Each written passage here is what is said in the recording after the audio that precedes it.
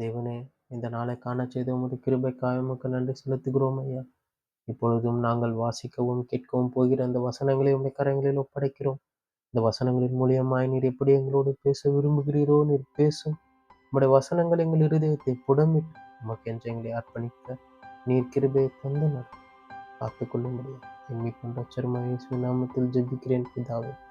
ஆமென், ஆமென். 1 Samuel 13ஆம் அதிகாரம். சவுல் ராஜ்யபாரம் பண்ணி 1 வருஷம் ஆயிற்று. அவன் இஸ்ரவேலை 7ஆம் வருஷம் அரசாண்ட போது இஸ்ரவேலில் 3000 பேரை தனக்கு தெரிந்து கொண்டான். அவர்களில் 2000 பேர் சவுலோட கூட மிக்மாசிலும் பெத்தேல் மலையிலும் 1000 பேர் யோனத்தானோட கூட பென்யமீன் நாட்டில் உள்ள கிபியாவிலும் இருந்தார். மற்ற ஜனங்களை அவரவர் கூடாரங்களுக்கு அனுப்பிவிட்டார். யோனத்தான் கேபாவிலே தானையும் இருந்த பிலிஸ்தேரை முறியடி பிலிஸ்தர் அதை கேள்விப்பட்டார்கள். ஆகையால் இதை எபிரேயர் கேட்க கடவர்கள் என்று சவுல் தேசம் எங்கும் எக்காலம் ஊதுவித்தான். தானயம் இருந்த பெலிஸ்தரை சவுல் முறிய அடித்தான் என்னும் இஸ்ரவேலர் பெலிஸ்தருக்கு அருவருப்பானார்கள் என்று இஸ்ரவேல் எல்லாம் கேள்விப்பட்ட போது ஜனங்கள் சவுலுக்கு பின் செல்லும்படி கில்காலுக்கு வரவழைக்கப்பட்டார்கள்.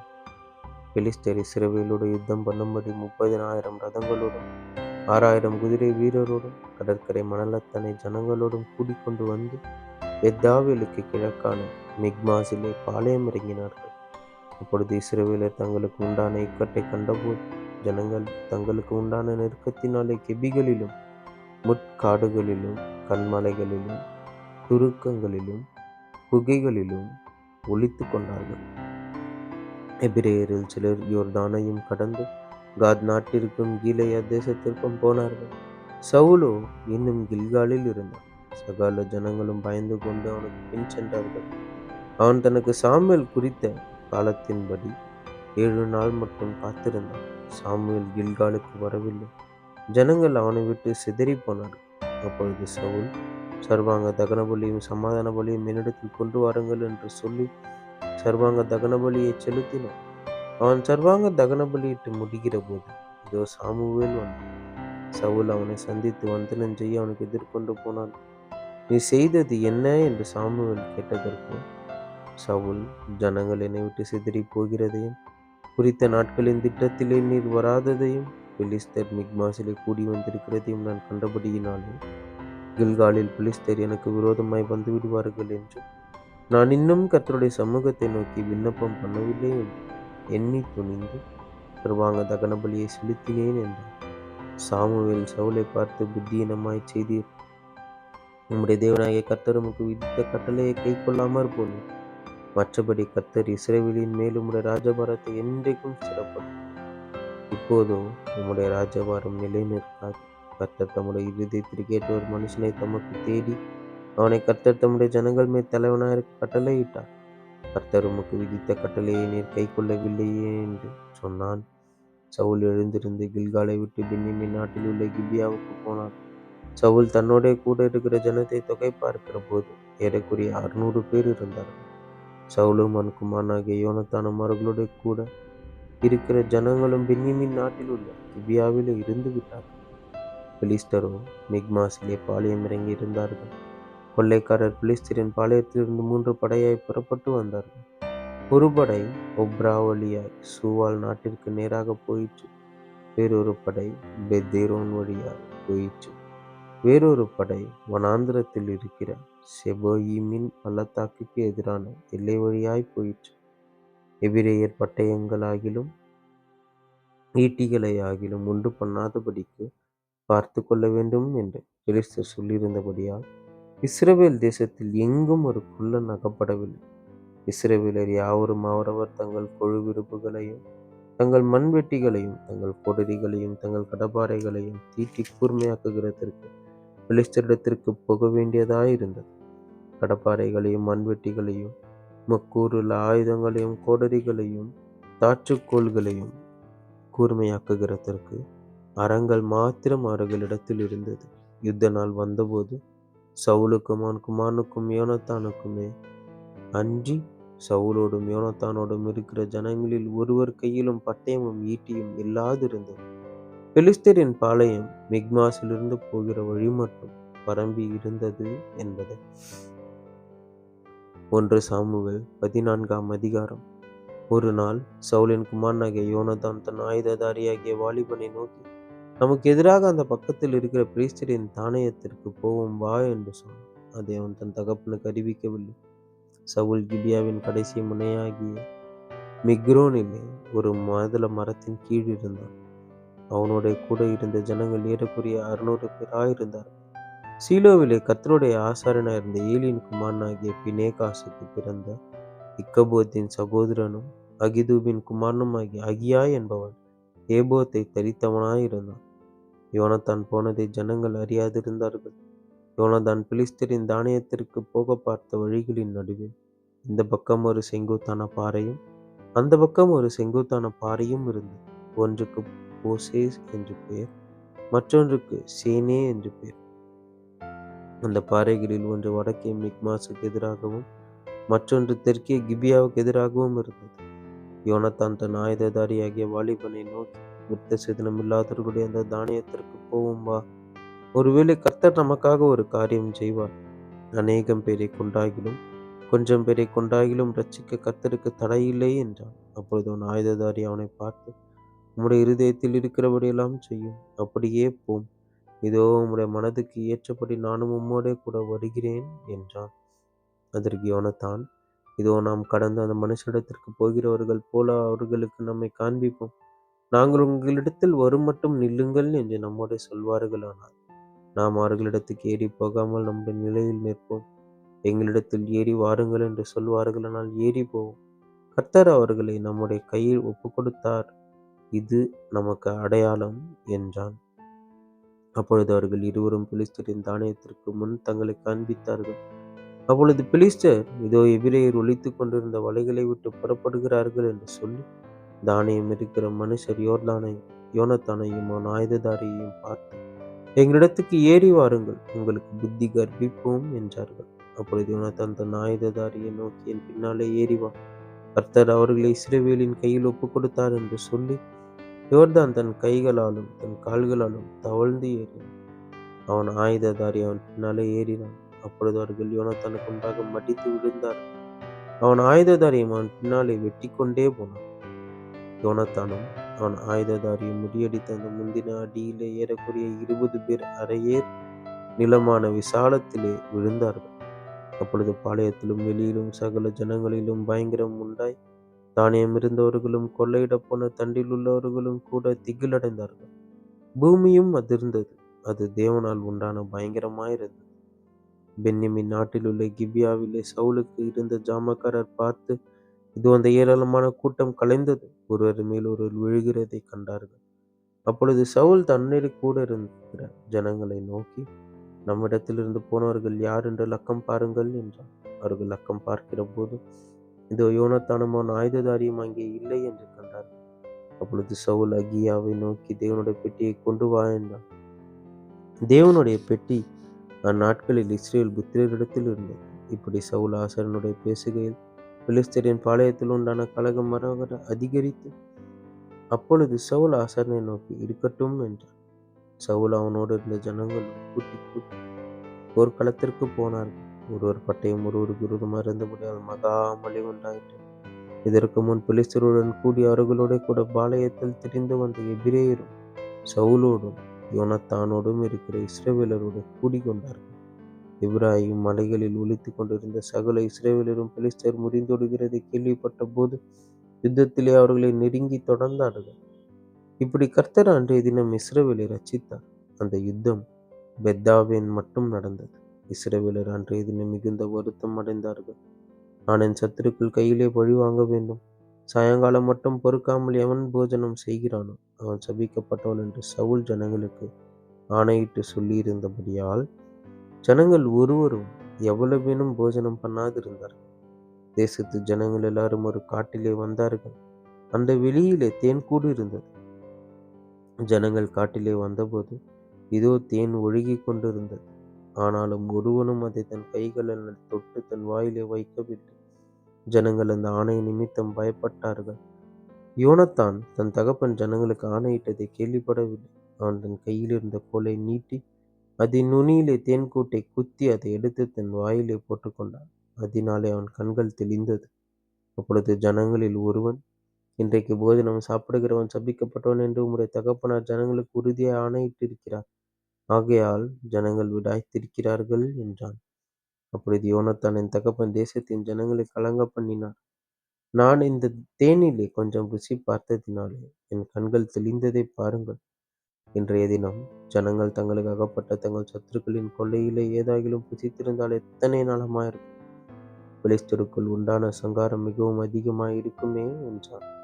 அவர்கள் அன்றைய தினம் மிக்மாசிலிருந்து ஆயலோன் மட்டும் பெலிஸ்தரை முறியடித்தபோது ஜனங்கள் மிகவும் விடாய்த்திருந்தார்கள்.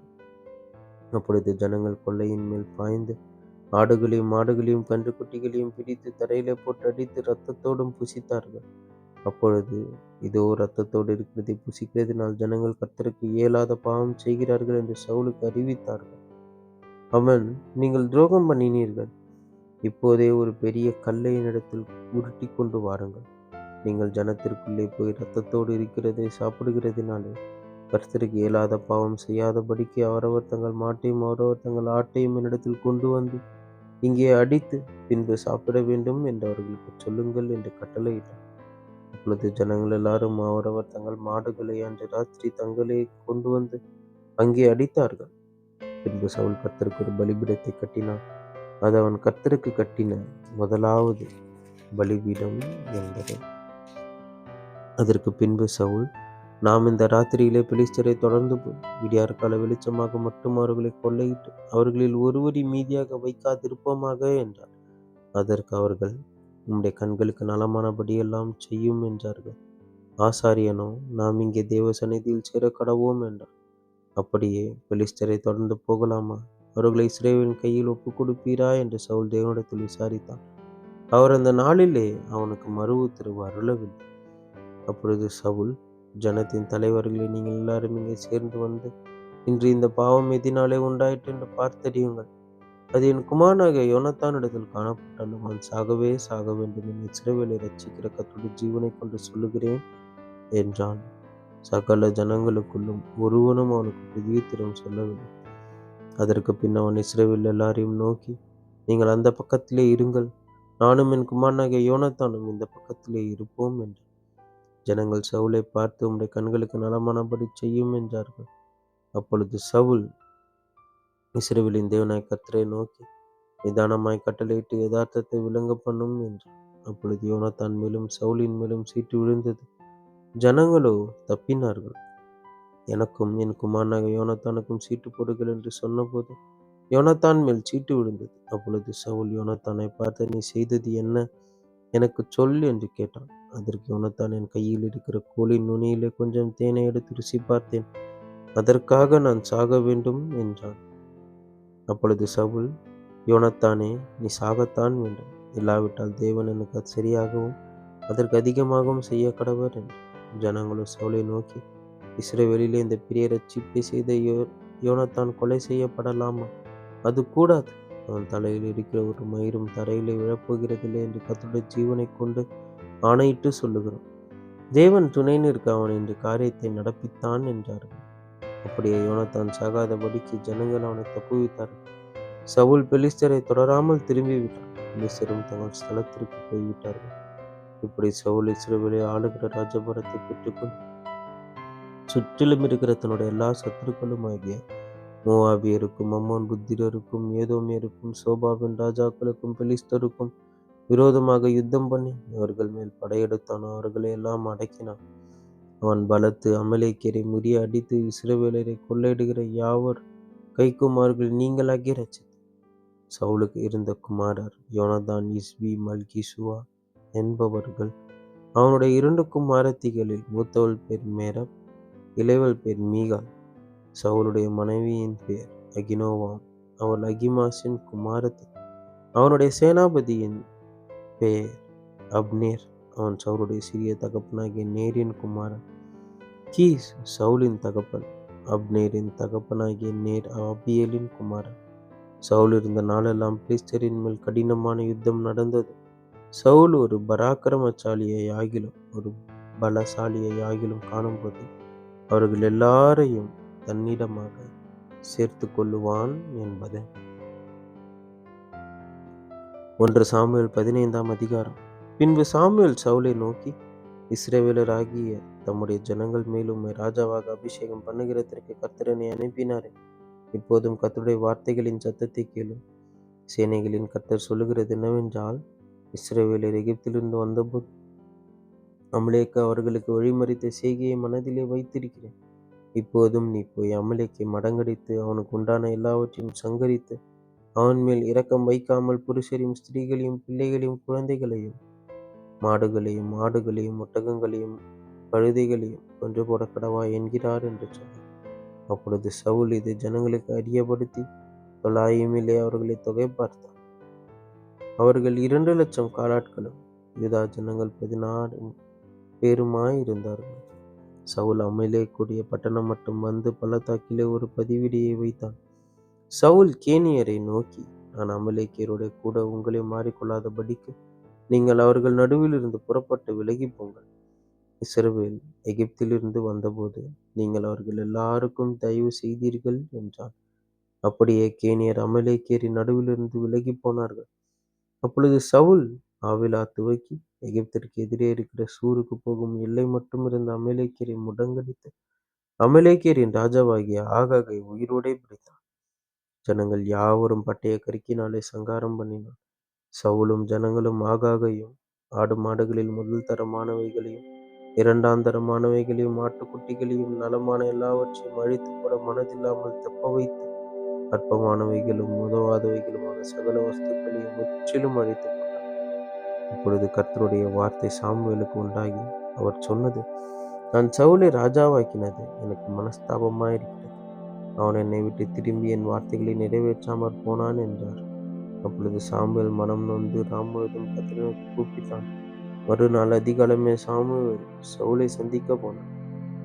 அப்பொழுது சவுல் கர்மேலுக்கு வந்து தனக்கு ஒரு ஜெயஸ்தம்பம் கட்டி பின்பு பல இடங்களில் சென்று கில்காலுக்கு போனான் என்று சாமுவேலுக்கு அறிவிக்கப்பட்டது.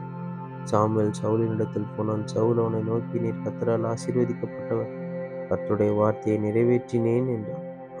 அதற்கு சாமுவேல், அப்படியானால் என் காதுகளில் விழுகிற ஆடுகளின் சத்தமும் எனக்கு கேட்கிற மாடுகளின் சத்தமும் என்ன என்றான். அதற்கு சவுல், அமலேக்கியரிடத்திலிருந்து அவைகளை கொண்டு வந்தார்கள். ஜனங்கள் ஆடு மாடுகளில் நலமானவைகளை தேவனாகிய கர்த்தருக்கு பலியிடும்படிக்கு தப்ப வைத்தார்கள். மற்றவைகளை முற்றிலும் அழித்து போட்டோம் என்றார். அப்பொழுது சாமுவேல், இந்த பேச்சை விடும், கர்த்தர் இந்த ராத்திரியிலே எனக்கு சொன்னதை உமக்கு அறிவிக்கிறேன் என்று சவுலோடே சொன்னான். அவன் சொல்லும் என்றான். அப்பொழுது சாமுவேல், நீர் உம்முடைய பார்வைக்கு சிறியவராயிருந்த போது அல்லவோ இஸ்ரவேல் கோத்திரங்களுக்கு தலைவரானேன். கர்த்தர் உம்மை இஸ்ரவேலின் மேல் ராஜாவாக அபிஷேகம் பண்ணுவித்தாரே. இப்போதும் கர்த்தர், நீ போய் அமலேக்கியருடைய அந்த பாவைகளை சங்கரித்து அவர்களை நிர்மூலமாக்கி தீர் மட்டும் அவர்களுடைய யுத்தம் பண்ணு என்று சொல்லி உம்மை அந்த வழியை அனுப்பினார். இப்படி இருக்க நீர் கர்த்தருடைய சொல்லை கேளாமல் கொள்ளையின் மேல் பறந்து கர்த்தருடைய பார்வைக்கு பொல்லாப்பானதை செய்தது என்ன என்று சவுல் சாமுவேலை நோக்கி, நான் கர்த்தருடைய சொல்லை கேட்டு கர்த்தரனை அனுப்பின வழியாய் போய் அமலேக்கின் ராஜாவாகிய ஆகாகை கொண்டு வந்து அமலேக்கியரை சங்காரம் பண்ணினேன்.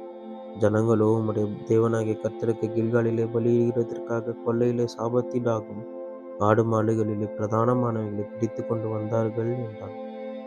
அதற்கு சாமுவேல், கர்த்தருடைய சத்தத்திற்கு கீழ்ப்படுகிறதை பார்க்கிறேன். சர்வாங்க தகனங்களும் பலிகளும் கர்த்தருக்கு பிரியமாயிருக்குமோ? பலியை பார்க்கிலும் கீழ்ப்படிதலும் ஆட்டுக்கடாக்களின் இனத்தை பார்க்கிலும் செவி கொடுத்தலும் உத்தமம். ரெண்டகம் பண்ணுதல் பில்லி சுனிய பாவத்திற்கு முரட்டாட்டம் பண்ணுதல் அவபக்திக்கும் விக்கிர ஆராதனைக்கும் சரியாயிருக்கிறது. நீர் கர்த்தருடைய வார்த்தையை புறக்கணித்தபடியினாலே அவரும் ராஜாவாயிராதபடிக்கு புறக்கணித்து தள்ளினார் என்றார். அப்பொழுது சவுல் சாமுவேலை நோக்கி, நான் உம்முடைய கட்டளையையும் உம்முடைய வார்த்தைகளையும் மீறினதினாலே பாவம் செய்தேன். நான் ஜனங்களுக்கு பயந்து அவர்கள் சொல்லை கேட்டேன். இப்பொழுதும் நீர் என் பாவத்தை மன்னித்து நான் கர்த்தரை பணிந்து கொள்ளும்படிக்கு என்னோட கூட திரும்பி வாரும் என்றார். சாமுவேல் சவுலை பார்த்து, நான் உம்மோட கூட திரும்பி வருவதில்லை. கர்த்தருடைய வார்த்தையை புறக்கணித்து இஸ்ரவேலின் மேல் ராஜாவாயிராதபடிக்கு கர்த்தர் உம்மையும் புறக்கணித்து தள்ளினார் என்றான். போகும்படி சாமுவேல் திரும்புகிற போது சவுல் அவன் சால்வையின் தொங்கலை பிடித்து கொண்டான், அது கிழிந்து போயிற்று. அப்பொழுது சாமுவேல் அவனை நோக்கி, கர்த்தர் இன்று உம்மிடத்தில் இருக்கிற இஸ்ரவேலின் ராஜ்யபாரத்தை கிழித்து போட்டு உம்மை பார்க்கிலும் உத்தமனாயிருக்கிற உம்முடைய தோழனுக்கு அதை கொடுத்தார். இஸ்ரவேலின் ஜெயபலமானவர் பொய் சொல்லுகிறதும் இல்லை, தாம் சொன்னதை பற்றி மனஸ்தாபப்படுகிறதும் இல்லை. மனம் மாற அவர் மனுஷன் அல்ல என்றான்.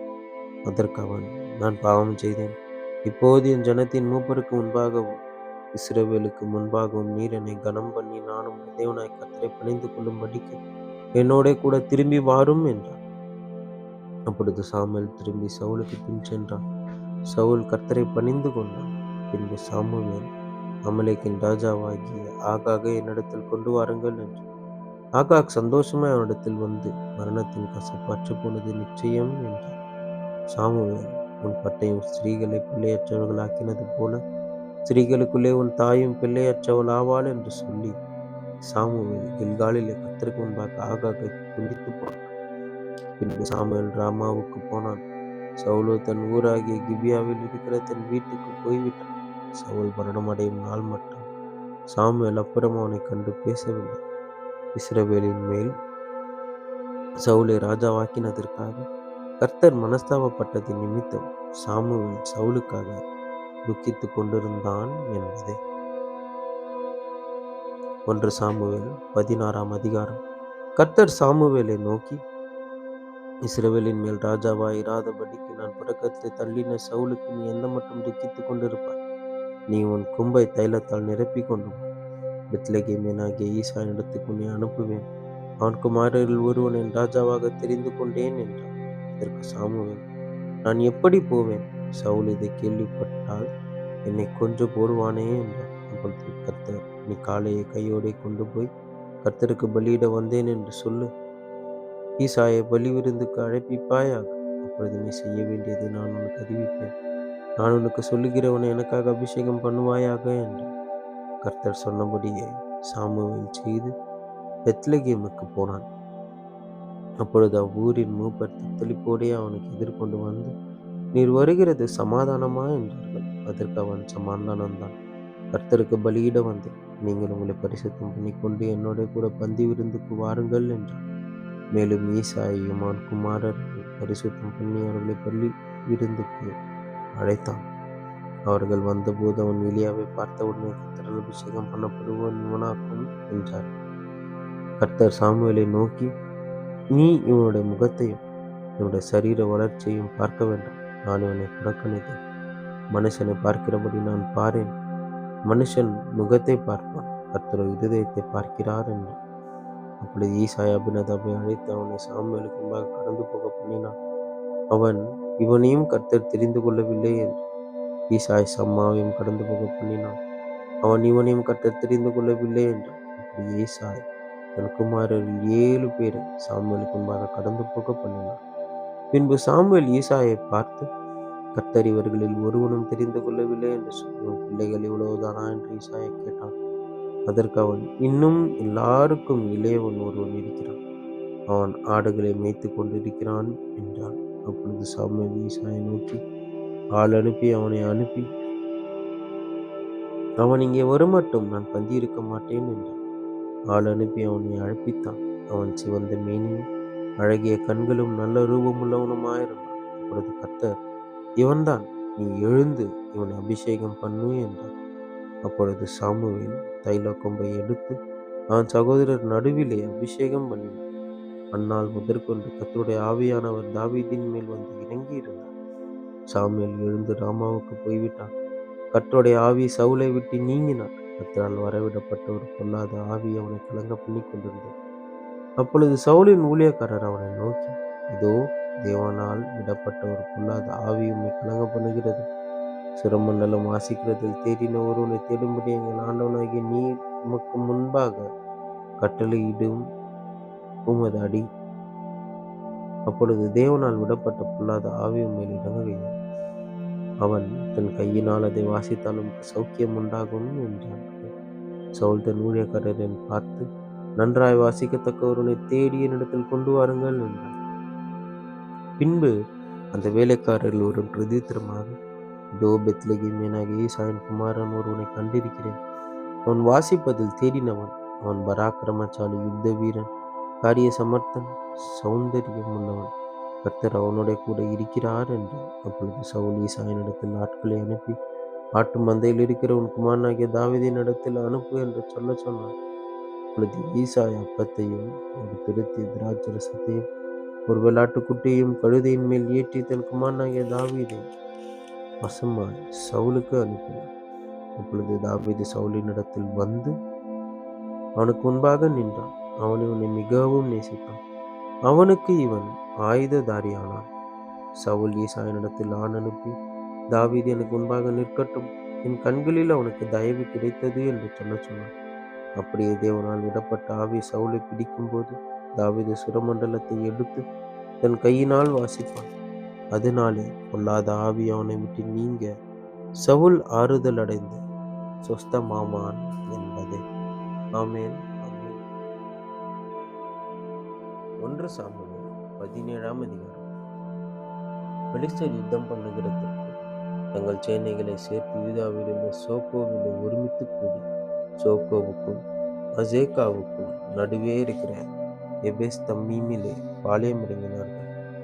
சவுலும் இஸ்ரவேல் மனுஷரும் ஒருமித்து கூடி ஏலா பள்ளத்தாக்கிலே பாளையம் இறங்கி பெலிஸ்தருக்கு எதிராக யுத்தத்திற்கு அணிவகுத்து நின்றார். பெலிஸ்தர் அந்த பக்கத்தில் ஒரு மலையின் மேலும் இஸ்ரவேலர் இந்த பக்கத்தில் ஒரு மலையின் மேலும் நின்றார்கள். அவர்களுக்கு நடுவே பள்ளத்தாக்கு இருந்தது. அப்பொழுது காத் ஊரானாகிய கோலியாத் என்னும் பேருள்ள ஒரு வீரன் பெலிஸ்தரின் பாளையத்திலிருந்து புறப்பட்டு வந்து நடுவே நிற்பான்.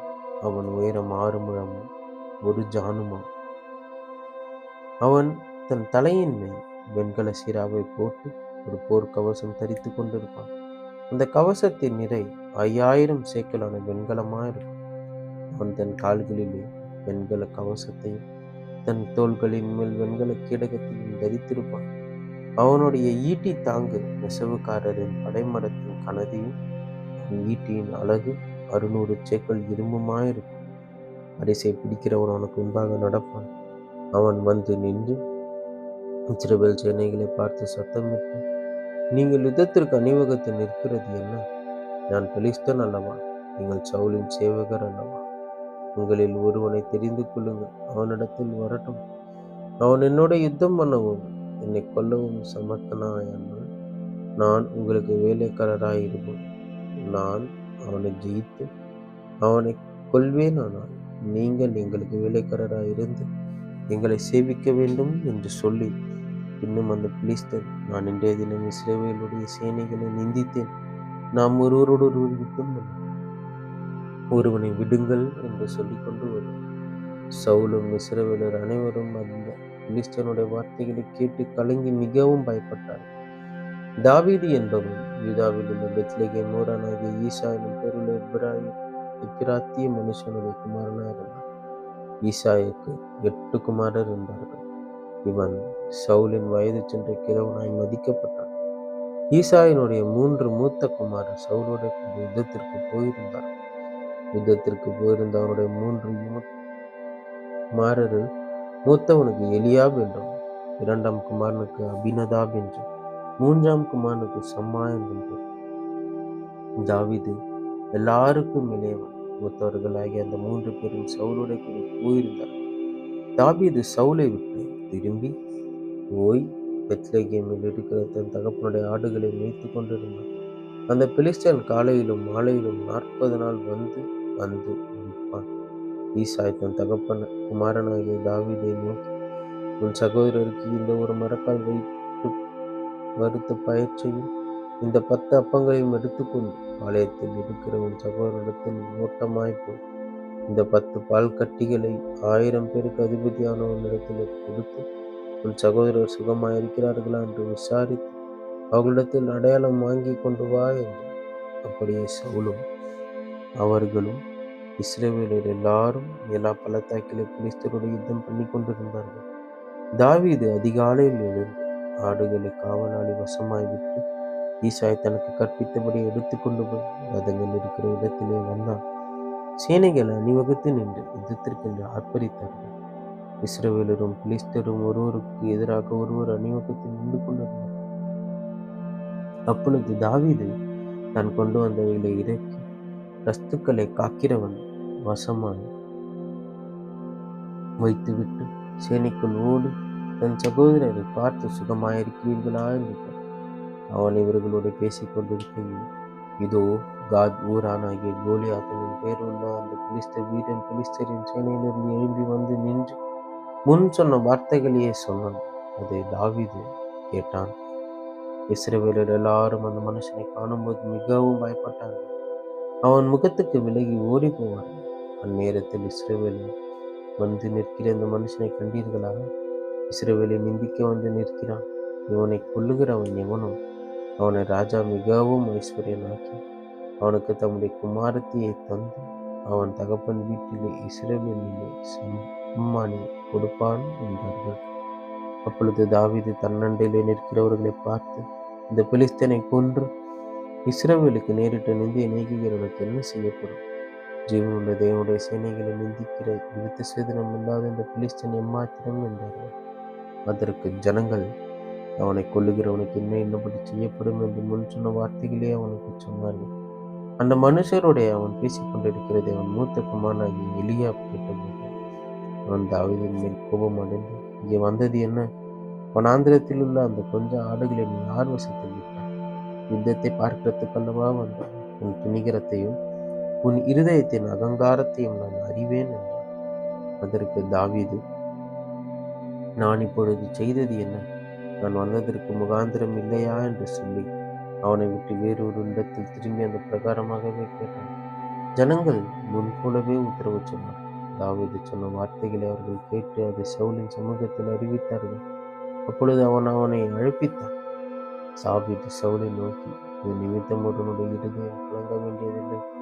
உம்முடைய அடியானோடே நான் போய் உம்முடைய யுத்தத்திற்கு யுத்தம் பண்ணுவேன். தாவீது சவுலை நோக்கி, இவன் நிமித்தம் ஒருவனுடைய இருதயம் கலங்க வேண்டியதில்லை. அப்பொழுது சவுல் தாவீதை நோக்கி, நீ இந்த பெலிஸ்தனுடைய எதிர்த்து யுத்தம் பண்ண உன்னாலே ஆகாது. நீ இளைஞன், அவனோ தன் சிறு வயது முதல் யுத்த வீரன் என்றான். தாவீது சவுலை பார்த்து, உம்முடைய அடியானன் தகப்பனுடைய ஆடுகளை மேய்த்து கொண்டிருந்த போது ஒரு விசை ஒரு சிங்கமும் ஒரு விசை ஒரு கரடியும் வந்து மந்தையில் இருக்கிற ஒரு ஆட்டை பிடித்து கொண்டு நான் அதை தொடர்ந்து போய் அதை அடித்து அதை அதன் வாய்க்கு தப்புவித்தேன். அது என் மேல் பாய்ந்து போது நான் அதன் தாடியை பிடித்து அதை அடித்து கொன்று போட்டேன். அந்த சிங்கத்தையும் அந்த கரடியும் இந்த அடியானாகிய நான் கொஞ்சம் குறித்த சேதனமில்லாத இந்த பெலிஸ்தனும் அவைகளில் ஒன்றைப் போலவே இருப்பான். அவன் ஜீவனுள்ள தேவனுடைய சேனைகளை நிந்தித்தானே. பின்னும் தாவீது, என்னை சிங்கத்தின் கைக்கும் கரடியின் கைக்கும் ஒப்புவித்த கர்த்தர் இந்த பெலிஸ்தனுடைய கைக்கும் தப்புவிப்பார் என்றான். அப்பொழுது சவுல் தாவீதை பார்த்து, போ, கர்த்தர் உன்னை கூட இருப்பாராக என்றான். சவுல் தாவீதுக்கு தன் வஸ்திரங்களை உடித்து வெண்கலமான ஒரு சீராவை அவன் தலையின் மேல் போட்டு ஒரு கவசத்தையும் அவனுக்கு தரிப்பித்தான். அவனுடைய பட்டயத்தை தாவீது தன் வஸ்திரங்கள் மேல் கட்டிக்கொண்டு அதிலே அவனுக்கு பழக்கமில்லாததினால் நடந்து பார்த்தான். அப்பொழுது தாவீது சவுலை நோக்கி, நான் இவைகளை போட்டுக்கொண்டு போகக்கூடாது, இது அப்பியாசம் எனக்கு இல்லை என்று சொல்லி அவைகளை களைந்து போட்டு தன் தடியை கையிலே பிடித்து கொண்டு ஆற்றில் இருக்கிற 5 கூழாங்கல்லுகளை தெரிந்து கொண்டு அவைகளை மேய்ப்பருக்குரிய தன்னுடைய அடைப்பையிலே போட்டு தன் கவனை தன் கையிலே பிடித்து கொண்டு அந்த பெலிஸ்தன் அண்டையிலே போனான். பெலிஸ்தனும் நடந்து தாவீது அண்டைக்கு சுற்றி வந்தான். வரிசையை பிடிக்கிறவன் அவனுக்கு முன்பாக நடந்தான். பெலிஸ்தன் சுற்றி பார்த்து தாவீதை கண்டு அவன் இளைஞனும் சௌந்தரிய ரூபமான சிவந்த மேனியும் உள்ளவனாய் இருந்தபடியினால் அவனை அசட்டை பண்ணி பெலிஸ்தன் தாவீதை பார்த்து, நீ தடிகளோடு இடத்தில் வர நாயா என்று சொல்லி அவன் தன் தேவர்களை கொண்டு தாவீதை சபித்தான். பின்பு அந்த பெலிஸ்தன் தாவீதை பார்த்து, என்னிடத்தில் வா, நான் உன் மாம்சத்தை ஆகாயத்து பறவைகளுக்கும் காட்டு மிருகங்களுக்கும் கொடுப்பேன் என்றான். இதற்கு தாவீது பெலிஸ்தனை நோக்கி, நீ பட்டத்தோடும் ஈட்டியோடும் கிடக்கத்தோடும் என்னிடத்தில் வருகிறாய்.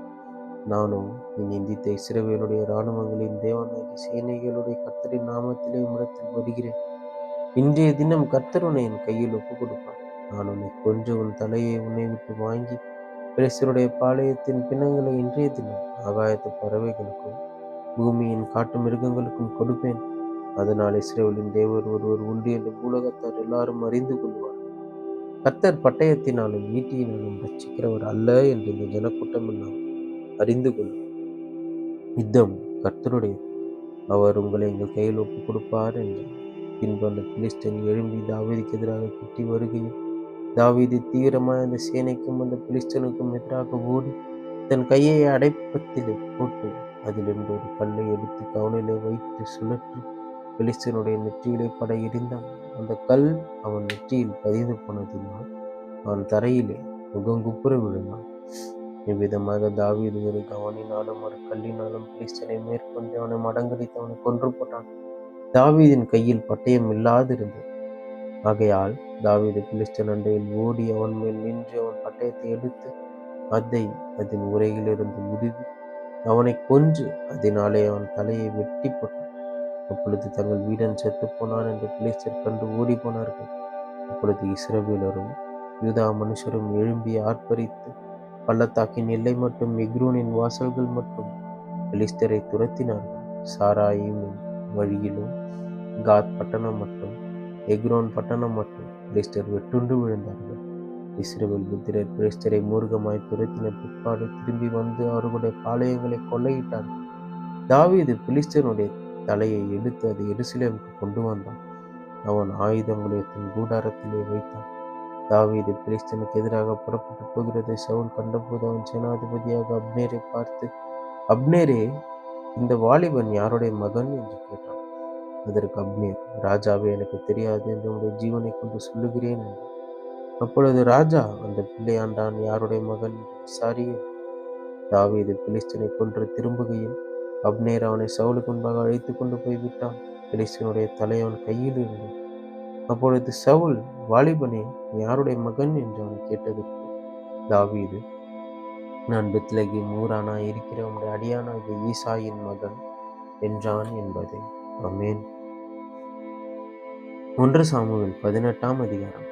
அவன் சவுலோட பேசி முடித்த பின்பு யோனத்தானுடைய ஆவி தாவீதின் ஆத்மாவோடு ஒன்றாய் இசைந்திருந்தது. யோனத்தான் அவனை தன் உயிரை போல சிநேகித்தான். சவுல் அவனை அவன் தகப்பன் வீட்டுக்கு திரும்பி போக ஒட்டாமல் அன்று முதல் தன்னிடத்தில் வைத்து கொண்டான். யோனத்தான் தாவீதை தன் ஆத்மாவை போல் சிநேகித்ததினால் அவனும் இவனும் உடன்படிக்கை பண்ணி கொண்டார்கள். யோனத்தான் போர்த்து கொண்டிருந்த சால்வையை கழற்றி அதையும் தன் வஸ்திரத்தையும் தன் பட்டயத்தையும் தன் வில்லையும் தன் கச்சையும் கூட தாவீதுக்கு கொடுத்தான். தாவீது சவுல் தன்னை அனுப்புகிற எவ்விடத்திற்கும் போய் புத்தியாய் காரியத்தை நடப்பித்ததினால் சவுல் அவனை யுத்த மனுஷரின் மேல் அதிகாரியாக்கினான். அவன் எல்லா ஜனத்தின் கண்களுக்கும் சவுலுடைய ஊழியக்காரரின் கண்களுக்கும் கூட பிரியமாயிருந்தான். தாவீது பெலிஸ்தனை கொன்று திரும்பி வந்த பின்பு ஜனங்கள் திரும்ப வரும்போது ஸ்திரீகள் இஸ்ரவேலின் சகல பட்டணங்களிலும் இருந்து ஆடல் பாடலுடன் புறப்பட்டு மேளங்களோடும் கீத வாக்கியங்களோடும் சந்தோஷமாய் ராஜாவாகிய சவுலுக்கு எதிர்கொண்டு வந்தார்கள். அந்த ஸ்திரீகள் ஆடி பாடுகையில் சவுல் கொன்றது 1000, தாவீது கொன்றது 10,000 என்று முறையாக பாடினார்கள். அந்த வார்த்தை சவுலுக்கு விசனமாயிருந்தது.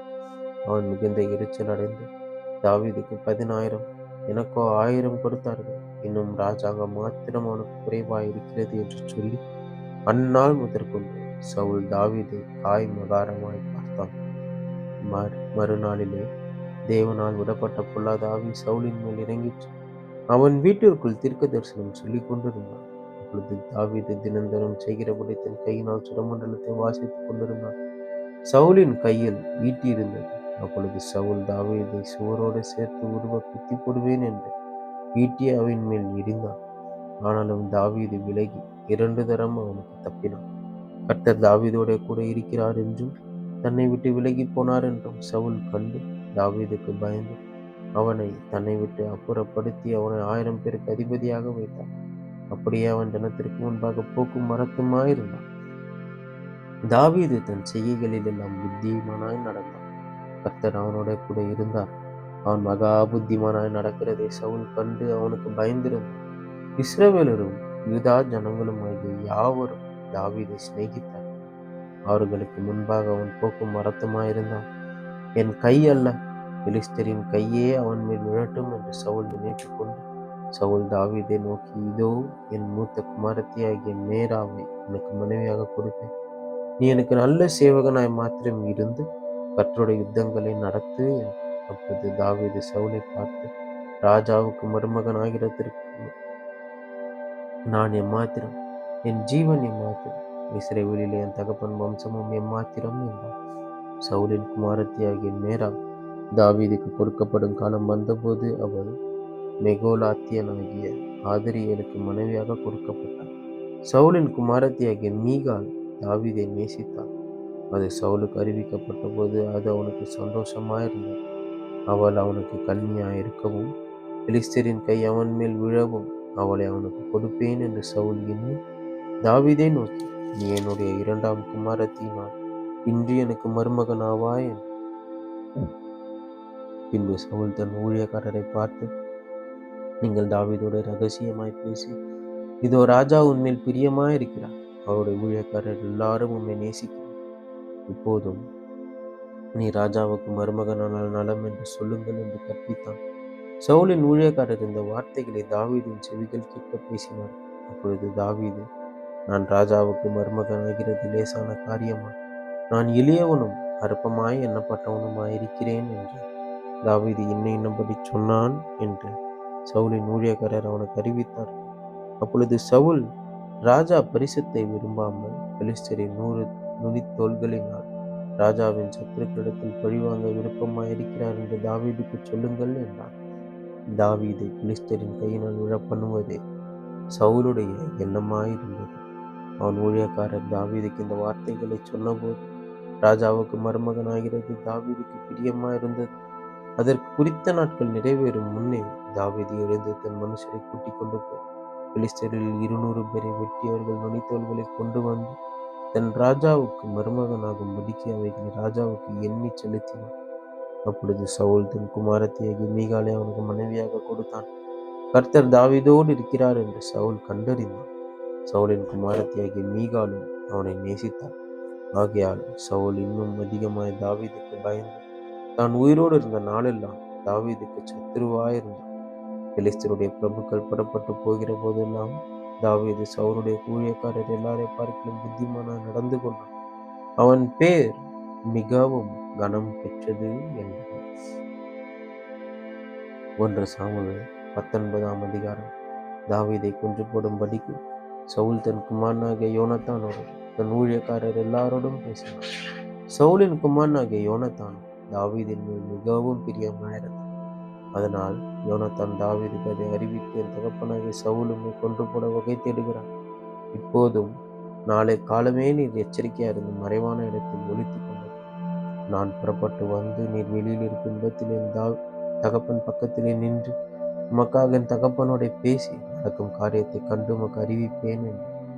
அப்படியே யோனத்தான் தன் தகப்பனாகிய சவுலுடைய தாவீதுக்காக நலமாய் பேசி, ராஜா தம்முடைய அடியானாகிய தாவீதுக்கு விரோதமாக பாவம் செய்யாதிருப்பீராக, அவன் உமக்கு விரோதமாக பாவம் செய்யவில்லை, அவன் செய்கைகள் உமக்கு மெத்த உபயோகமாயிருக்கிறது. அவன் தன் பிராணனை தன் கையிலே வைத்து கொண்டு அந்த பெலிஸ்தனை கொன்றதினாலே கர்த்தர் இஸ்ரவேலுக்கெல்லாம் பெரிய ரட்சிப்பை கட்டளையிட்டதை நீர் கண்டு சந்தோஷப்பட்டீர்கள். இப்போதும் முகாந்திரம் இல்லாமல் தாவீதை கொல்லுகிறதினால் குற்றமில்லாத இரத்தத்திற்கு விரோதமாக நீர் பாவம் செய்வானேன். சவுல் யோனத்தானுடைய சொல்லை கேட்டு அவன் கொலை செய்யப்படுவதில்லை என்று கர்த்தருடைய ஜீவனை கொண்டு ஆணையிட்டான்.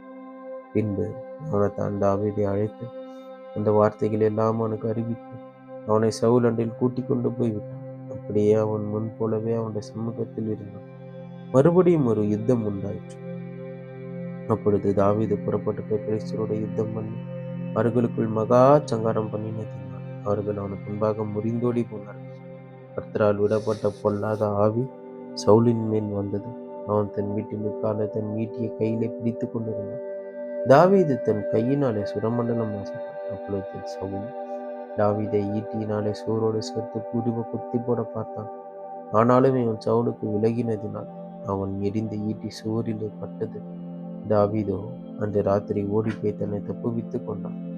தாவீதை காவல் பண்ணி மறுநாள் காலமே அவனை கொன்று போடும்படிக்கு சவுல் அவன் வீட்டிற்கு சேவகரை அனுப்பினான்.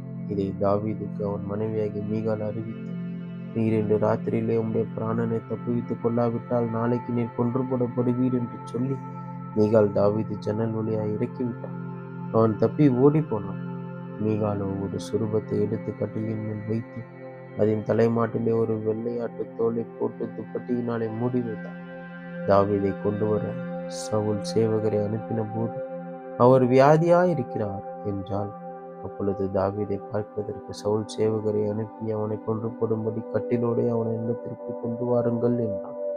சேவகர் வந்தபோது, இதோ சுரூபம் கட்டிலின் மேலும் வெள்ளாட்டு தோல் அதன் தலைமாட்டிலும் கிடக்க கண்டார்கள். அப்பொழுது சவுல், நீ இப்படி என்னை எய்த்து என் பகைஞனை தப்பவிட்டு அனுப்பினது என்ன என்று மீகாவினிடத்தில் கேட்டான். மீகாள் சவுலை நோக்கி, என்னை போகவிடு, நான் உன்னை ஏன் கொல்ல வேண்டும் என்று அவர் என்னிடத்தில் சொன்னார். தாவீது தப்பி ராமாவில் இருந்த சாமுவேலிடத்திற்கு போய் சவுல் தனக்கு செய்தது எல்லாவற்றையும் அவனுக்கு அறிவித்தான். பின்பு அவனும் சாமுவேலும் போய் நாயோதிலே தங்கியிருந்தார்கள். தாவீது ராமாவுக்கு அடுத்த நாயோதில் இருக்கிறார் என்று சவுலுக்கு அறிவிக்கப்பட்டது. அப்பொழுது சவுல் தாவீதை கொண்டு வர சேவகரை அனுப்பினார். அவர்கள் தீர்க்கதரிசனம் சொல்லுகிற தீர்க்கதரிசிகளின் கூட்டத்தையும் சாமுவேல் அவர்களின் தலைவனாக நிற்கிறதையும் கண்டார்கள். அப்பொழுது சவுலினுடைய சேவகரின் மேல் தேவனுடைய ஆவி இறங்கினதினால் அவர்களும் தீர்க்க தரிசனம் சொன்னார்கள். இது சவுலுக்கு அறிவிக்கப்பட்ட போது அவன் வேறே சேவகரை அனுப்பினான். அவர்களும் தீர்க்க தரிசனம் சொன்னார்கள். மூன்றாம் தரமும் சவுல் சேவகரை அனுப்பினான். அவர்களும் தீர்க்க தரிசனம் சொன்னார்கள். அப்பொழுது அவனும் ராமாவுக்கு போய் சேக்கோவில் இருக்கிற பெரிய கிணற்றண்டையில் வந்து, சாமுவேலும் தாவீதும் எங்கே என்று கேட்டான்.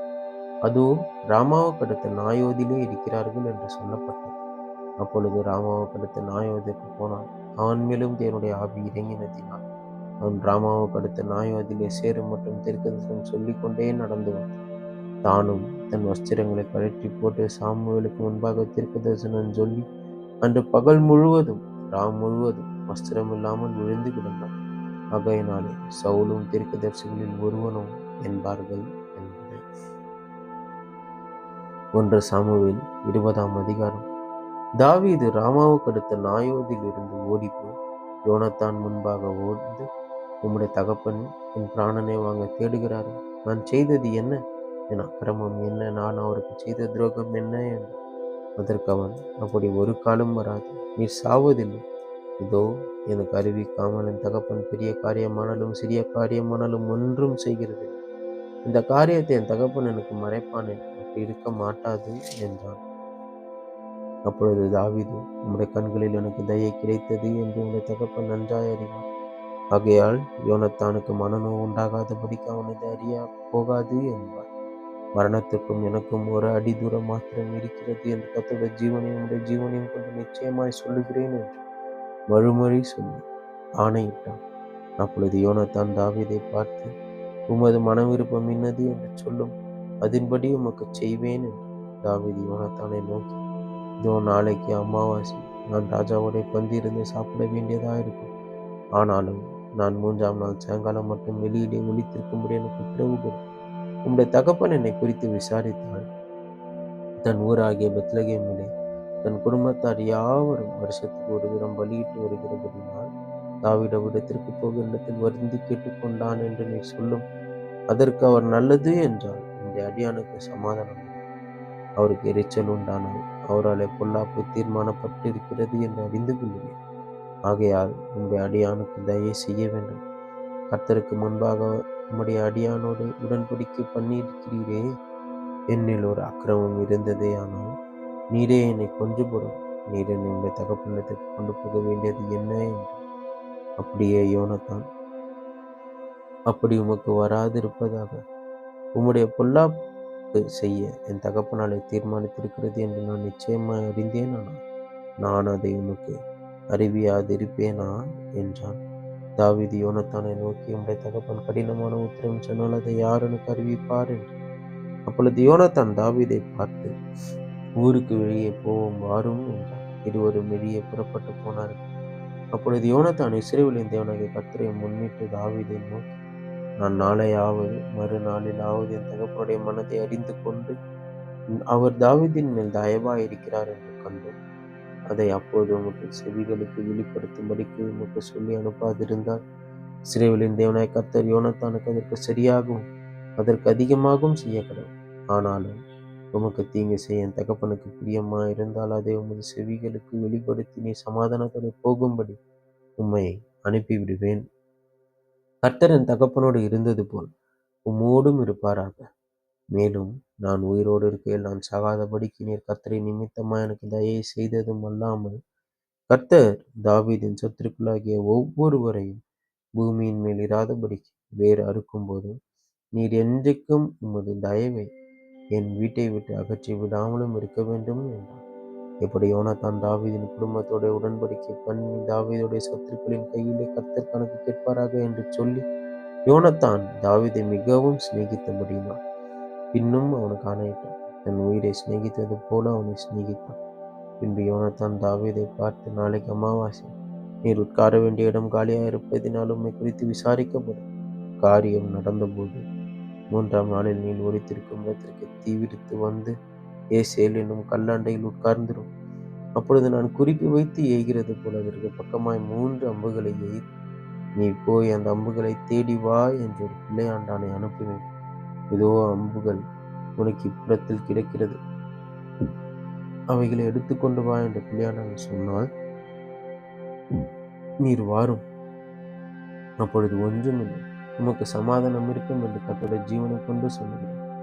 இதோ அம்புகள் உனக்கு அப்புறத்தில் கிடக்கிறது என்று நான் அந்த பிள்ளையாண்டான் இடத்தில் சொன்னால், நீர் போய்விடும், அப்பொழுது கர்த்தர் உம்மை போகச் சொல்லுகிறார் என்று அறியும். நீரும் நானும் பேசிக்கொண்ட காரியத்திற்கு இதோ கர்த்தர் எனக்கும் உமக்கும் என்றைக்கும் நடு நிற்கும் சாட்சி என்றார். அப்படியே தாவீது வெளியிலே ஒலித்துக் கொண்டிருந்தான். அமாவாசையான போது ராஜா போஜனம் பண்ண உட்கார்ந்தான். ராஜா சுவரண்டையில் இருக்கிற தன் இடத்தில் எப்போதும் போல உட்கார்ந்த போது யோனத்தான் எழுந்திருந்தான். அப்னேரோ சவுலுடைய பக்கத்தில் உட்கார்ந்தான். தாவீது இருக்கும் இடம் காலியா இருந்தது. ஆனாலும் அவன் தீட்டாயிருக்கிறான், ஆக்குவான் தீட்டுப்பட்டதான் இருக்க வேண்டும் என்று அன்றைய தினம் சவுல் ஒன்றும் சொல்லவில்லை. அமாவாசைக்கு மறுநாளிலும் தாவீது இருக்கிற காலியா இருந்தது. அப்பொழுது சவுல், ஈசாயின் மகன் நேற்றும் இன்றும் போஜனத்துக்கு வராதே போனது என்ன என்று தன் குமாரனாகிய யோனத்தானை கேட்டான். யோனத்தான் சவுலுக்கு பிரதியுத்தரமாக, பெத்லகேம் மட்டும் போக தாவீது என்னிடத்தில் வருந்தி கேட்டு, அப்பொழுது நான் போக வேண்டும், எங்கள் குடும்பத்தார் ஊரிலே பலியிடப் போகிறார்கள், என் தமையன் என்னை வரும்படி கட்டளையிட்டார். உம்முடைய கண்களில் எனக்கு தயை கிடைத்ததனால் நான் என் சகோதரரை பார்க்கிறதற்கு போக எனக்கு உத்தரவு கொடும் என்று. இதனாலே தான் அவன் ராஜாவின் பந்திக்கு வரவில்லை என்றான். அப்பொழுது சவுல் யோனத்தான் மேல் கோபம் உண்டவனாகி அவனை பார்த்து, இரண்டகமும் மாறுபாடும் உள்ளவன் என் மகனே, நீ உனக்கு வெட்கமாகவும் தாயின் மானத்திற்கு வெட்கமாகவும் ஈசாயின் மகனை தோழனாக தெரிந்து கொண்டிருக்கிறது நான் அறியேனோ? ஈசாயின் மகன் பூமியின் மேல் உயிரோடு இருக்கும் நாள் வரைக்கும் நீ ஆனாலும் உன் ராஜ்யபாரம் ஆனாலும் நிலைப்படுவதில்லை. இப்போதே அவனை அழைப்பித்து என்னிடத்தில் கொண்டு அவன் சாக வேண்டும் என்றான். யோனத்தான் தன் தகப்பனாகிய சவுலுக்கு பிரதித்திரமாக, அவனை ஏன் கொல்லப்பட வேண்டும், அவன் என்ன செய்தான் என்றான். அப்பொழுது சவுல் அவனை குத்தி போட அவன் மேல் ஈட்டியை எறிந்தான். ஆகையால் தாவீதை கொன்று போட தன் தகப்பன் தீர்மானித்திருக்கிறதா என்பதை யோனத்தான் அறிந்து கொண்டு கோபதாபமாய் பந்தியை விட்டு எழுந்திருந்து போய் அமாவாசையின் மறுநாளாகிய அன்றைய தினம் போஜனம் பண்ணாதிருந்தான். தன் தகப்பன் தாவீதை நிந்தித்து சொன்னது அவனுக்கு மனநோவாயிருந்தது. மறுநாள் காலமே யோனத்தான் தாவீதுக்கு குறித்த நேரத்தில் ஒரு சிறு பிள்ளையாண்டானை கூட்டிக் கொண்டு வெளியே புறப்பட்டு போய் பிள்ளையாண்டானை நோக்கி, நீ ஓடி நான் எய்கிற அம்புகளை தேடி எடுத்து கொண்டு வா என்று சொல்லி, அந்த பிள்ளையாண்டான் ஓடும்போது அவனுக்கு அப்பாலே போகும்படி ஒரு அம்பை ஏறி யோனத்தான் எய்த அம்பிருக்கும் இடம் மட்டும் பிள்ளையாண்டான் போன போது, அம்பு உனக்கு இன்னும் அப்பால் இருக்கிறது அல்லவா என்று யோனத்தான் பிள்ளையாண்டானுக்கு பிறகே இருந்து கூப்பிட்டான். நீ தரித்து நிற்காமல் தீவிரித்து கொட்டனை போ என்னும். யோனத்தான் பிள்ளையாண்டானுக்கு பிறகே இருந்து கூப்பிட்டான். அப்படியே யோனத்தானின் பிள்ளையாண்டான் அம்புகளை பொறுக்கி தன் எஜமானிடத்தில் கொண்டு வந்தான். அந்த காரியம் யோனத்தானுக்கும் தாவீதுக்கும் தெரிந்ததை அல்லாமல் அந்த பிள்ளையாண்டானுக்கு ஒன்றும் தெரியாதிருந்தது. அப்பொழுது யோனத்தான் ஆயுதங்களை பிள்ளையாண்டான் இடத்தில் கொடுத்து, இவைகளை பட்டணத்திற்கு கொண்டு போ என்றான். பிள்ளையாண்டான் போன பின்பு தாவீது தென்புறமான இடத்திலிருந்து எழுந்து வந்து தரையிலே முகங்குப்புற விழுந்து 3 திசை வணங்கினான். அவர்கள் ஒருவரை ஒருவர் முத்தம் செய்து அழுதார். தாவீது மிகவும் அழுதான். அப்பொழுது யோனத்தான் தாவீதை நோக்கி, நீ சமாதானத்தோட போம், கர்த்தர் என்றைக்கும் எனக்கும் உமக்கும் என் சந்ததிக்கும் உமது சந்ததிக்கும் நடு நிற்கும் சாட்சி என்று சொல்லி, கர்த்தருடைய நாமத்தை கொண்டு நாம் இருவரும் ஆணையிட்டுக் கொண்டதை நினைத்துக் கொள்ளும் என்றான். பின்பு அவன் எழுந்து புறப்பட்டு போனான். யோனத்தானோ பட்டணத்திற்கு போய்விட்டான் என்பதே. ஆமேன், ஆமேன். 1 சாமுவேல் 21ஆம் அதிகாரம். தாவீது நோபில் இருக்கிற ஆசாரனாகிய அகிமெலேக்கின் இடத்தில் போனான்.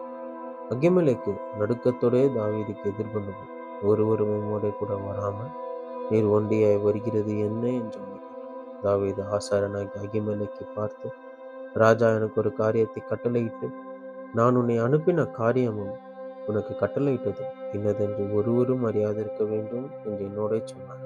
இன்ன இடத்திற்கு வர வேண்டும் என்று சேவகருக்கு சொல்லியிருக்கிறேன். இப்போதும் உம்முடைய கையில் இருக்கிறது என்ன? 5 அப்பமாகிலும் என்னவாகிலும் இருக்கிறது என் கையிலே கொடும் என்றான். ஆசாரியன் தாவீதுக்கு பிரதித்திரமாக, பரிசுத்த அப்பம் இருக்கிறதே ஒழிய சாதாரண அப்பம் என் கையில் இல்லை. வாலிபர் ஸ்திரீகளுடைய மாத்திரம் சேராதிருந்தால் கொடுப்பேன் என்றான். தாவீது ஆசாரியனுக்கு பிரதித்திரமாக, நான் புறப்படுகிறதற்கு முன் நேற்றும் முந்தா நாளும் ஸ்திரீகள் எங்களுக்கு விளக்கமாயிருந்தார்கள். வாலிபருடைய அசம்பிகளும் சுத்தமாயிருக்கிறது.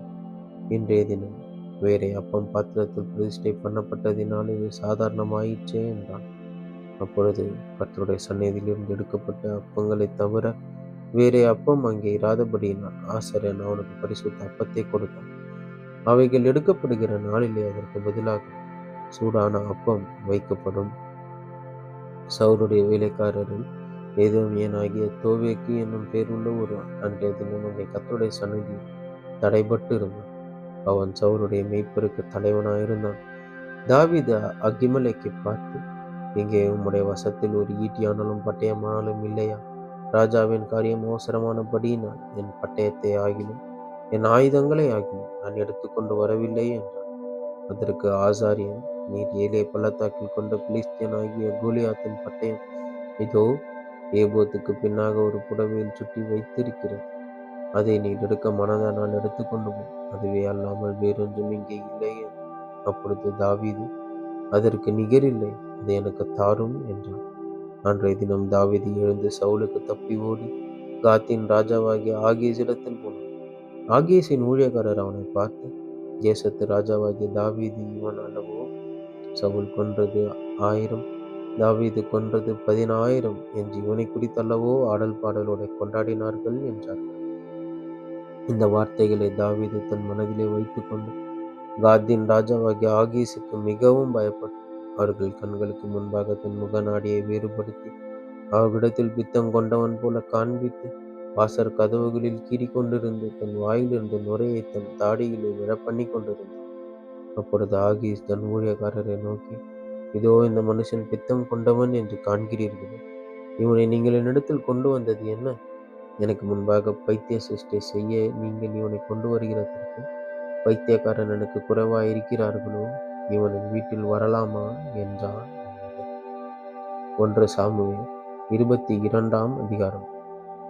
தாவீது அவ்விடத்தை விட்டு தப்பி அதுல்லாம் என்னும் கெபிக்கு போனான். அதை அவன் சகோதரரும் அவன் தகப்பன் வீட்டார் அனைவரும் கேட்டு அங்கே அவ்விடத்துக்கு போனார்கள். ஒடுக்கப்பட்டவர்கள், கடன்பட்டவர்கள், முறுமுறுக்கிறவர்கள் யாவரும் அவர்களோட கூடி கொண்டார்கள். அவன் அவர்களுக்கு தலைவனானான். இந்த பிரகாரமாக ஏறக்குறைய 400 பேர் அவனோடு இருந்தார். தாவீது அவ்விடத்தை விட்டு மோவாபியரை சேர்ந்த மிஸ்பேக்கு போய் மோவாபின் ராஜாவை பார்த்து, தேவன் என்னை எப்படி நடத்துவார் என்று நான் அறியும் மட்டும் என் தகப்பனும் என் தாயும் உங்களிடத்தில் இருக்கும்படிக்கு தயவு செய்யும் என்று சொல்லி அவர்களை மோவாபின் ராஜாவினிடத்தில் அழைத்து கொண்டு போய் விட்டான். தாவீது அரணில் இருந்த நாளெல்லாம் அவர்கள் அங்கே அவனோடு இருந்தார். பின்பு காத் எனும் தீர்க்கதரிசி தாவீதை பார்த்து, நீர் அரணில் இராமல் யூதா தேசத்துக்கு புறப்பட்டு வாரும் என்றான். அப்பொழுது தாவீது புறப்பட்டு ஆரேத் என்னும் காட்டிலே போனான். தாவீதும் அவனோடு இருந்த மனுஷரும் காணப்பட்ட செய்தியை சவுல் கேள்விப்பட்டான். சவுல் கிபியாவை சேர்ந்த ராமாவிலே ஒரு தோப்பிலே உட்கார்ந்து தன்னுடைய ஊழியக்காரர் எல்லாரும் தன்னை சூழ்ந்து நிற்க தன் ஈட்டியை தன் கையிலே பிடித்து கொண்டிருந்த போது சவுல் தன் அண்டையில் நிற்கிற தன் ஊழியக்காரரை பார்த்து, பென்யமீன் புத்திரரே, கேளுங்கள், ஈசாயின் மகன் உங்கள் எல்லாருக்கும் வயல்களையும் திராட்சை தோட்டங்களையும் கொடுப்பானோ? உங்கள் எல்லாரையும் 1000க்கு அதிபதிகளாக 100க்கு அதிபதிகளாக வைப்பானோ? நீங்கள் எல்லாரும் எனக்கு விரோதமாக கட்டுப்பாடு பண்ணி கொண்டது என்ன? ஈசாயின் மகனுடனே என் குமாரன் உடன்படிக்கை பண்ணும்போது என் செவிக்கு அதை ஒருவரும் வெளிப்படுத்தவில்லை. எனக்காக பரிதாபப்பட்டு என் செவிக்கு அதை வெளிப்படுத்த உங்களில் ஒருவனாகிலும் இல்லையா? இந்நாளில் இருக்கிறபடி எனக்கு சதி பண்ண என் குமாரன் என் வேலைக்காரன் எனக்கு விரோதமாக எடுத்து விட்டானே என்றான். அப்பொழுது சவுல் ஊழியக்காரரோடு நின்ற ஏதோமியனாகிய தோவேக்கு பிரத்யுத்திரமாக, ஈசாயின் மகனை நோபில் இருக்கிற அகிதூவின் குமாரனாகிய அகிமெலேக்கினிடத்தில் வரக்கண்டான். இவன் அவனுக்காக கர்த்தரிடத்தில் விசாரித்து அவனுக்கு வழிக்கு போஜனத்தை கொடுத்து பெலிஸ்தனாகிய கோலியாத்தின் பட்டயத்தையும் அவனுக்கு கொடுத்தான் என்றான். அப்பொழுது ராஜா அகிதூபின் குமாரனாகிய அகிமெலேக் என்னும் ஆசாரியனையும் நோபில் இருக்கிற அவன் தகப்பன் வீட்டாராகிய எல்லா ஆசாரியரையும் அழைப்பித்தான். அவர்கள் எல்லாரும் ராஜாவினிடத்தில் வந்தார்கள்.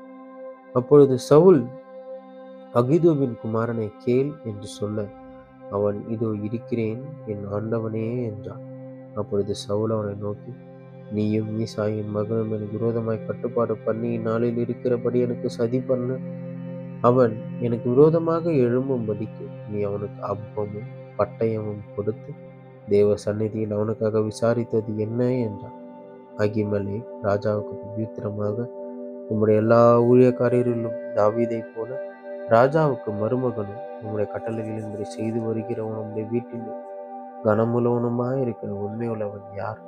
இன்றைய தினம் அவனுக்காக தேவ சந்நிதியில் விசாரிக்க தொடங்கினேனோ அது எனக்கு தூரமாயிருப்பதால் ராஜா தம்முடைய அடியான் ஆகிய என் மேலாகிலும் என் தகப்பன் வீட்டாரின் எவன் மேலாகிலும் குற்றம் சுமத்த வேண்டாம். உமது அடியான் இவைகளை எல்லாம் ஒரு சிறிய காரியமாகிலும் பெரிய காரியமாகிலும் அறிந்திருந்ததில்லை என்று. ராஜாவோ, அகிமெலேக்கே, நீயும் உன் தகப்பன் வீட்டார் அனைவரும் சாகவே சாக வேண்டும் என்றான். பின்பு ராஜா தன் அண்டையில் நிற்கிற சேவகரை நோக்கி, நீங்கள் போய் கர்த்தருடைய ஆசாரியர்களை கொல்லுங்கள், அவர்கள் கையும் தாவீதோடே இருக்கிறது. அவன் ஓடிப்போகிறது அவர்கள் அறிந்திருந்தோம், அது எனக்கு வெளிப்படுத்தவில்லை என்றான். ராஜாவின் வேலைக்காரரோ கர்த்தருடைய ஆசாரியர்களை கொல்ல தங்கள் கைகளை நீட்ட சம்மதிக்கவில்லை. அப்பொழுது ராஜா தோவேக்கை நோக்கி, நீ போய் ஆசாரியர்களை கொன்று போடு என்றான். ஏதோமியன் ஆகிய தோமேக்கு ஆசாரியர்கள் மேல் விழுந்து சணல் நூல் ஏபத்தை தரித்திருக்கும் 85 பேரை அன்றைய தினம் கொன்றான். ஆசாரியர்களின் பட்டணம் ஆகிய நோபில் உள்ள புருஷரையும் ஸ்திரீகளையும் பிள்ளைகளையும் குழந்தைகளையும் மாடுகளையும் கழுதைகளையும் ஆடுகளையும் பட்டய கருக்கினால் வெட்டி போட்டான். அகிதூவின் குமாரன் ஆகிய அகிமெலேக்கின் குமாரரில் அபியத்தார் என்னும் பேருள்ள ஒருவன் தப்பி தாவீது இருக்கும் புறமாக ஓடிப்போய் சவுல் கர்த்தருடைய ஆசாரியர்கள் கொன்று போட்ட செய்தியை தாவீதுக்கு அறிவித்தான். அப்பொழுது தாவீது அபியத்தாரை பார்த்து, ஏதோமியன் ஆகிய தோவேக் அங்கே இருந்தபடியினாலே அவன் எவ்விதத்திலும் சவுலுக்கு அதை அறிவிப்பான் என்று அன்றைய தினமே அறிந்திருந்தான். உன் தகப்பன் வீட்டாராகிய எல்லாருடைய மரணத்துக்கும் காரணம் நானே. நீ என்னிடத்தில் இரு, பயப்பட வேண்டாம். என் பிராணனை வாங்க தேடுகிறவனே உன் பிராணனையும் வாங்க தேடுகிறான். நீ என் ஆதரவிலே இரு என்றான். ஆமேன், ஆமேன். இப்பொழுது வாசித்த கேட்ட இந்த வசனங்களுக்காக உமக்கு நன்றி செலுத்துகிறோம். ஒவ்வொரு நாளும் உமது வசனங்களை கேட்கவும் அதன்படி நடக்கவும் இன்னும் அந்த கிட்டு சேரவும் எங்களுக்கு நீர் கிருபையை தந்து நீர் நடத்தும். நீர் எங்களோடு இரு.